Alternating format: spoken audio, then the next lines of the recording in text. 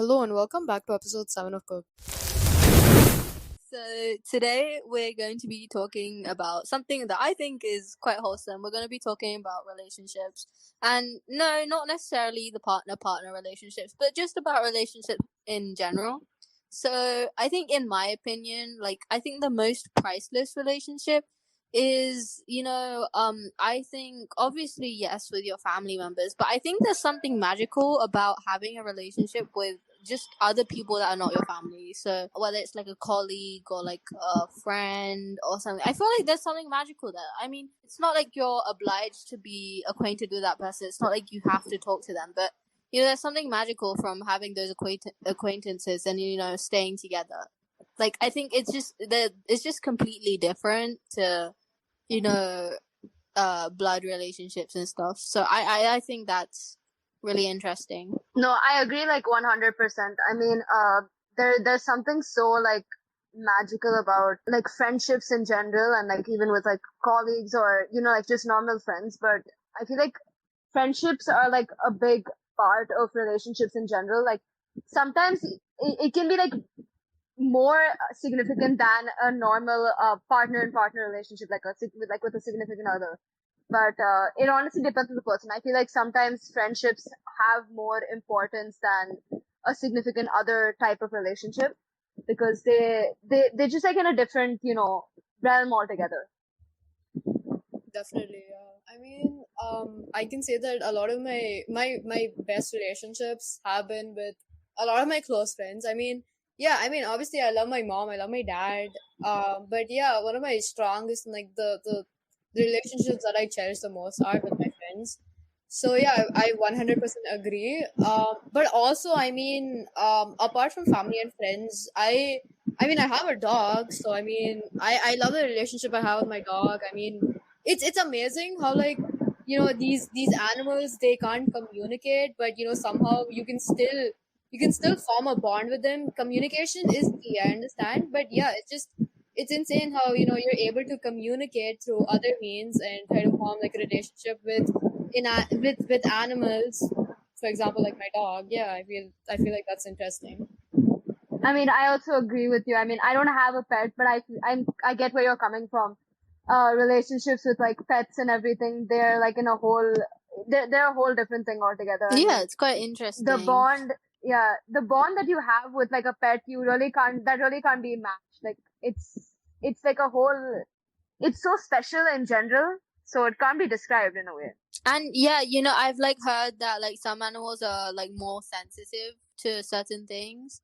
So like yeah, I've seen these animals that can like, detect certain emotions and stuff. And I think that's really cool because, I think you can feel more understood by animals. So I think that's an interesting like topic viewpoint that you brought here. Yeah, and I also think apart from just animals, sometimes people form relationships with inanimate objects as well, because like I have like a lot of stuffed animals. Okay, so a Oh lot of them, yeah. yeah, they're really old, but like it's about it's about what it's about like the meaning behind each toy or like whatever. Because I was given these stuffed animals, very like when I was like 4, not even 4. I think that's I was like around like 1 or 2.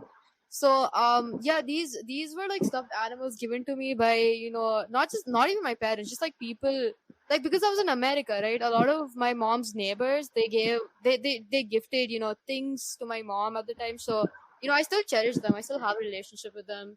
And just general things that my mom gives me at a really young age. It's about, Yeah. I guess it's about the meaning that matters, the meaning Yeah, behind it. exactly. I mean, I've had something similar to that. I mean, it's not like I don't have it personally, but like I think a lot of people have like that one blanket they had when they were younger, or Oh my gosh, Yeah. yeah, that one yeah. I blanket. mean, for me, Yeah. it was that one stuffed toy, but I know some people have it like that one blanket, and yeah, I think yeah, like they were being comforted by it, which is like it's nice, like you feel a sense of familiarity with an object, and although it's not like an animal, it can't like understand your feelings, like you feel yeah, so you feel connected to it. So because I Yeah. think the main reason why is because you hold those memories. So yeah, I think what relationships need to last are like good memories and good experiences. That's like the fuel of a relationship. And also, Chika, you were talking about like your American neighbors. I feel like neighbors are also like a great relationship. Like I wouldn't sometimes I mean I wouldn't some neighbors I wouldn't necessarily call friends, but I think that, you know, relationship is nice because when I was in the UK I had these I had amazing neighbors in the UK. I mean, some of the like the relationships, if we're speaking like that, it was great. Like for example, I had these, I think, yeah, some Chinese neighbors next door, and they would always like bring us like, you know, some type of Chinese cuisine every week or something like that, like sweet treats or something like that. So I feel like that's a really nice thing. So, you know, building a relationship with like food and stuff. That's nice. Yeah. I mean, That's yeah. also really sweet. I Yeah. mean, yeah, especially with food. I mean, talking about India, like Indian. I mean, I live in a community right now, and I'm not very close with my neighbors. But you know, back in Bangalore, it wasn't like an apartment community. It wasn't like a gated community. It was just like a community, like a society filled with like random individual houses. So I feel like we were more close to our neighbors then back in Bangalore because you know, I mean, my parents were going out a lot, and you know, people were just like next by. Okay, they were in the door next by, in the house next by. So I mean, we used to go out, and you know, I find that more interesting because I'm able to form like a more stronger bond with people like back in Bangalore because of the type of house that they lived in. Like it was more homely, I think. I don't know. Yeah. Yeah, okay. I guess that makes sense. Like I can kind of agree with you in that. Like right now I live in like yeah, like an apartment community, something like that, like a gated community. And I feel like so in the UK we had like a big like so we had like a yeah, we had a street and there was a dead end on the end of the street. So yeah, it was like a little community, and we had like a big garden for like all the houses. So I think that's what built our relationship. Like the children would go out to play. Like I don't know, some people would be doing gardening or something like that. So I think if it's like that, if you can share the same experience, the same like resources, then that builds a great relationship. Yeah, I mean, I agree with both of y'all around like the whole relationship with neighbors. I mean, when I was back in Dubai, I had a great relationship with my neighbors. We used to like hang out all the time and everything, and like um my parents would also be pretty close to their parents. And when I came here, I'm so grateful that I got really good neighbors. I recently moved houses, but like still in the same community. I'm just in like a different building. But before that, I was in like another building, and my neighbors were genuinely one of the sweetest people I had ever met. Now they also moved to another city, and I moved here. But I'm pretty grateful that I've again found pretty nice neighbors, and they've been very generous, very like helpful, very kind. So I'm in general pretty grateful for all that. I mean, the relationship with neighbors, that's just another whole category altogether to me. Mm-hmm. So Yeah, yeah. exactly. And I also want to like go back to what Shikha said about the relationship with like inanimate objects. I have this one Dora that I got when I was like 4 years old. Uh-huh. And my dad got that for me from like one of our local petrol stations just as a gift. And till this date, I've moved another country and I still have her in my like living room, and she's like such a big part of my Uh-huh. life. I don't play with her anymore, of course not, but like genuinely she was like a big part of my life throughout when I was like pretty young and everything. And if you ask any of like my family members who used to come to my house whenever I was in Dubai, they would always notice Dora and they were like, "Oh yeah, she's still here." And the answer to that question is, yeah, even though I've moved, she's still with me and she's still one of my favorite dolls. I mean, like I feel like she's like the only doll that I'm genuinely so close to. Mhm. So That's yeah, so she sweet. was, yeah. That's so real I because mean, I mean, I had yeah. a yeah, my uncle, like he currently lives in the States, but yeah, while I was there, he did visit us in Chicago. So yeah, he did give me a Dora as well. I don't know what happened to it. Honestly, no. If I still had it, I'd probably have it with me right now because he bought me like this like Mickey Mouse, Minnie Mouse, and he also bought me a Dora. But I feel like a lot of my stuffed toys were gifted by family members as well, and I still cherish them because of the memories that they hold. I think is what Yeah, I value. exactly. Honestly, I mean, with my Dora, I feel like at one point she just became like a part of our family. I mean, it seems so cliche, but honestly, she used to like just just be there all the time and just like sit there whenever we used to have like Exactly. Yeah. a little Yeah. family time. Yeah. And yeah, I mean, like she was so I mean, this is like a pretty stupid thing that we did, but I mean, it may seem like a little weird. So whenever we were like in a conflict in our family back in Dubai, we would just like throw our Dora on the floor, and then like one side would be yes, one side would be no, and then we just make a decision. If we were ever in a Ooh, conflict, okay. we would just do that. That's So like she was like our interesting. decision maker. Yeah, she was Wow. literally our decision maker. So Wow. we still do that. Like That's my so dad and I, we cool. still do that till this day. Yeah. That's really So cool. I feel like she's such a big part of our life, honestly. Yeah, I mean, I have Yeah. I mean with toys and everything. I mean, I don't have all of my toys with me, like my stuffed toys and stuff, because I had so many stuffed toys. Like I would like I could like bury myself in my stuffed toys. Like I had so many. So Yeah. yeah, right now my stuffed toys are like at my like grandma's house. So sometimes when I go visit her, like when I go visit them, I see their stuffed toys and I'm like, wow, those are some great memories. And like I have younger cousins, so like when I meet them there, like it's nice to see them playing with this because it's like, oh, I played with them too. I also had that relationship with them, and now you're doing the same thing. So it's like really nice in that way. That's nice. Definitely. I mean, When we're talking Okay. about, sorry, relationships with like inanimate objects and stuff like that, I feel like there's a part of it all where the reason that we're so connected to those stuffed animals, maybe not because of like the toy itself, but it could be the person who gave it to us. If you look at it that from that perspective also, I mean, Okay. that's a pretty big thing to talk about. I mean, maybe that person who like gave it to you, like a family member, like a friend, Yeah. you have that memory of that toy attached to yourself because they gave it to you, and like you remember that moment along with the toy itself and like all of the memories that you had with it. So I feel like that's another perspective. Exactly. Yeah, I mean, it's about the memories that they bring along with them. I totally agree. I mean, apart from just stuffed toys, I feel like the relationships I have with my laptop. Okay, for example, like I have the Okay. I've had like a Lenovo laptop for I think over 13 years, and somehow it's still. Wow. Whoa. And sometimes I go on the laptop. It doesn't work. No, it does work, but like it's pretty slow. But when I turn on my laptop and explore it, I still see my like old files, like my kindergarten like projects. That's so cool. Oh, I wish my laptops lasted like that. They're just all dead. So But somehow it's but still yeah, alive. yeah. I mean, I have like a OneDrive where I have all of my childhood photos. So Ah, sometimes I like look through yeah. that.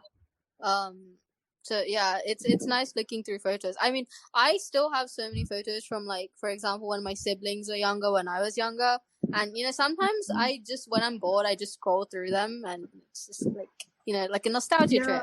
Wait, you guys like Definitely. is that like an Indian thing, or do you guys have like a hard drive, like this like big rectangle just like lying around like a hard drive for like your old I don't photos? think it's an Indian thing. I feel like Yeah, I don't think it's an Indian thing. My bad. I was gonna say like is it? I think it's universal. But I yeah, think it's universal, yeah. yeah, I it's just have So like just a disc full of pictures and videos and stuff.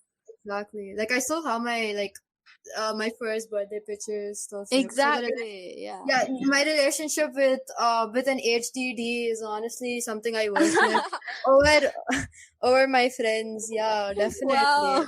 Wow. Yeah, I love wow. HDDs. I love Way to put it SSDs. like that. Why would you just Yeah, say my relationship HD? with CS is insane, bro. I mean, I can't say the relationship with sushi and CS is like it's definitely better than mine. I feel like relationships relationships with with subjects. Yeah. with subjects. Yeah, we should probably get into that too. Yeah, I mean, I don't mind. Relationships with subjects is like a whole thing, right?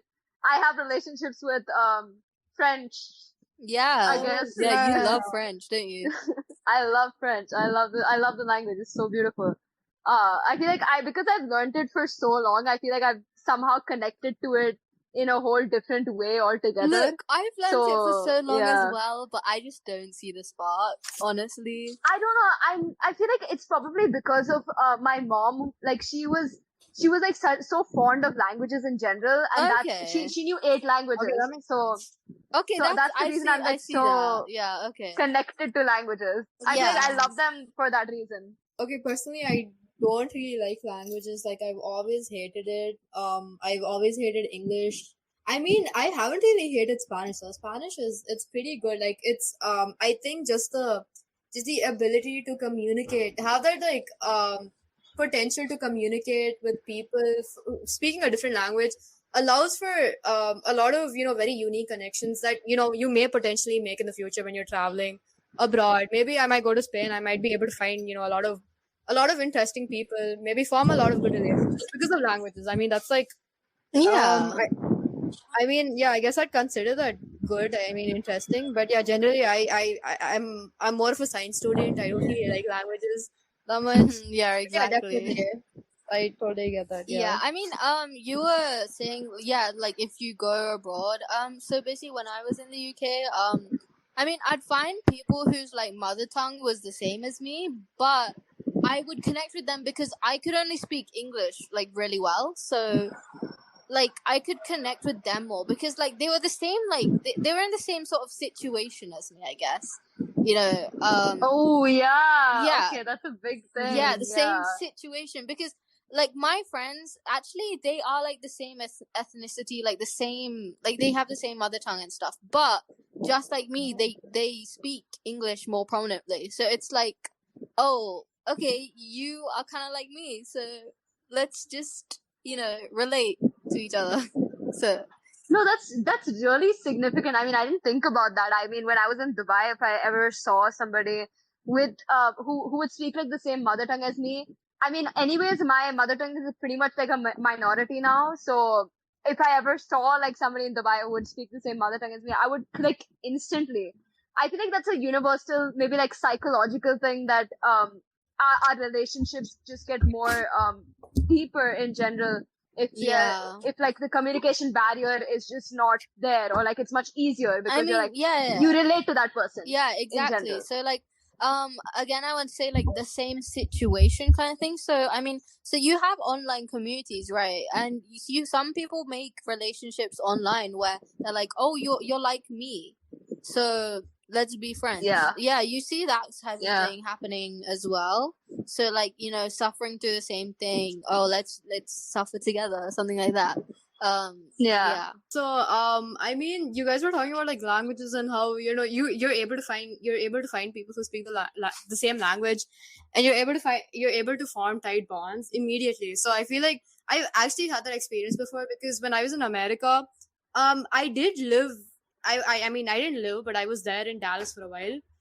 So, yeah, I found a lot of people who spoke Telugu, and it felt like home there because I mean, even the Mhm. houses, they look very Indian, and there were a lot of Indian restaurants as well because of the amount of people living there, the amount of Indian Telugu people more specifically living there. So it always Exactly. felt like home. I feel like when we're talking about relationships in general, the reason that they get so deep or like they're that significant is because we try to find that one thing that we all can relate to or we can connect to, and like Yeah, having maybe it that in may be a common. situation, or like maybe that may be like something that your upbringing maybe, or Yeah, like your values or like your exactly, morals. exactly. I mean, That's what makes the relationship deeper to me. exactly. Yeah. Yeah. So I mean, yeah. So I mean, for example, if you're in like the same class as someone, that's also a relation. Like if you're sitting next to someone in class, that's kind of like a Yeah. relation. Like if you get really familiar with who you sit next to as well, that's Mm. also a relation because you guys have the same thing in common. You're sitting next to each other. So yeah, just having Mhm. things in common is like a great way to like build a relationship.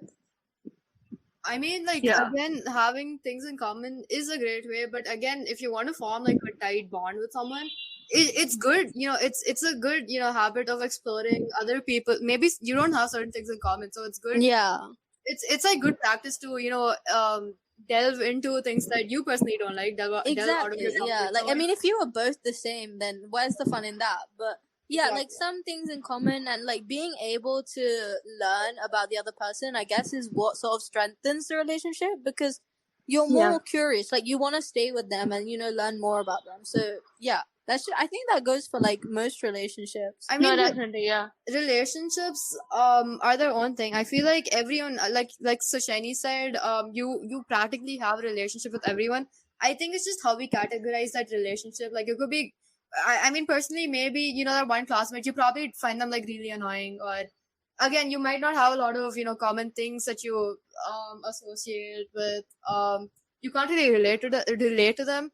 So some people would categorize that, a bad relationship, or if you want to talk about, the worst case scenario, maybe they're just like a person who's always like fighting with you for like no random reason. So I feel like it's important to categorize the type of relationships that you have with people. So I want to go off after what Shikha said about like categorizing relationships, because I believe that we all have relationships with everyone. I mean, it's no Exactly. secret, right? Relationships are So they're everywhere. So exactly, but it's important to categorize relationships, because to me, it's not everybody's gonna be your friend, and that's okay, you know. exactly. So sometimes that relationship is probably going to be an acquaintance. It doesn't have to be your friend, or it doesn't have to be somebody like you're really Yeah, close with. an That can acquaintance. just be an acquaintance. An acquaintance is still a relationship. It's just not as close.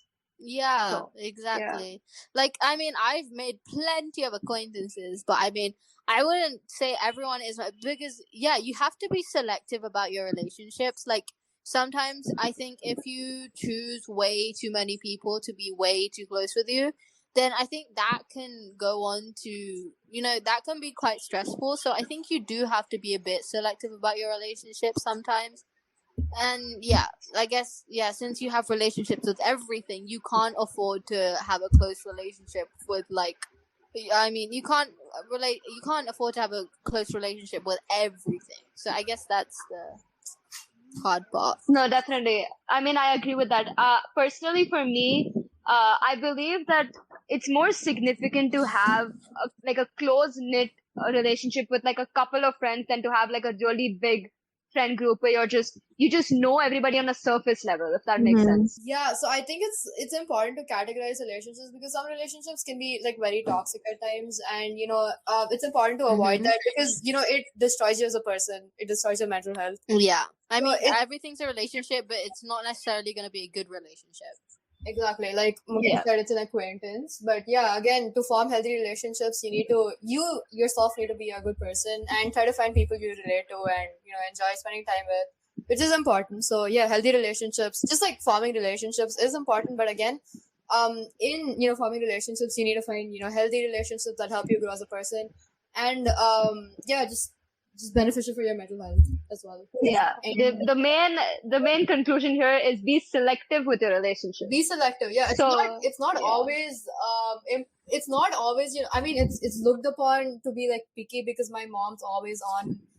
She's always like telling me like, you're way too picky. This is why you don't have any friends. This is why you're like your friend circuit is very small. I honestly don't mind a small friend Yeah, circle. I mean, I feel like that's okay. So I feel like relationships in general are a pretty big part of our life, and it's pretty important to really look at who you're like communicating with and who you want to form bonds with, because in the end that's what's going to matter.